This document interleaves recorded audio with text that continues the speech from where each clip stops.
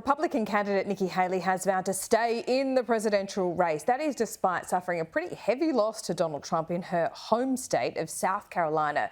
Joining me live now is former White House Chief of Staff and now at Bondi Partners, Mick Mulvaney. Great to see you. She is not going anywhere anytime soon, so it must mean the money is still rolling in from donors.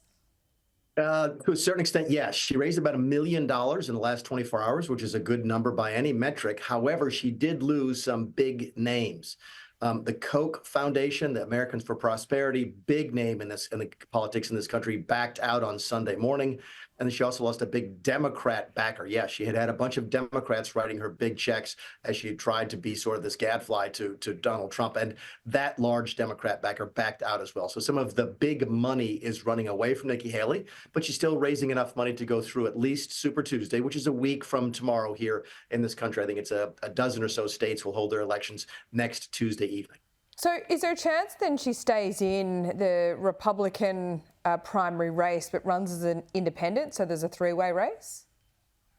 Not really. It's really hard to do in this country. It's not impossible, but many of the states, for example, have what we call sore loser laws, which essentially says if you run in a primary under one party, you can't run again in another party's under another party's ticket in the general election. So, for example, in South Carolina, she would not allow to be on the ballot in November of 2024. So it's really hard to be a third party. It's especially hard to be a third party if you've already run as a Democrat or Republican, as Nikki has. What are the Democrats doing? I mean, is Joe Biden going to be their guy, or are there contingency plans going on behind the scenes, Mick? Yeah, I've got about 5 or 6 steak dinner bets out with my Democrat friends who swear to me up and down it's going to be Joe Biden and Kamala Harris all November. Why do they argue that, and why are they so hell-bent on making him their guy still? Laura, it's a fair question. Here's the answer. It's the neatest or the least sloppy, least messy thing they have. Yes, is it terrible? Is it awful? Is he too old for the job? Do people think he's too old for the job? Yeah. Yes, he is. But he is the incumbent president of the United States. And if they pick anybody else, then they have to explain why they're not picking 5 or 6 of the other people. So it's a very, very messy situation for the Democrats. It's almost like they've thrown their hands up and say it's Biden or nothing. And it looks like it is Biden or nothing for them. So going to the election with Biden and a likely loss is better than upsetting Kamala? Well, they think that as long as Trump is on the other side of the equation, they have a chance to win. And that's right. The way it works out, you and I talked about this.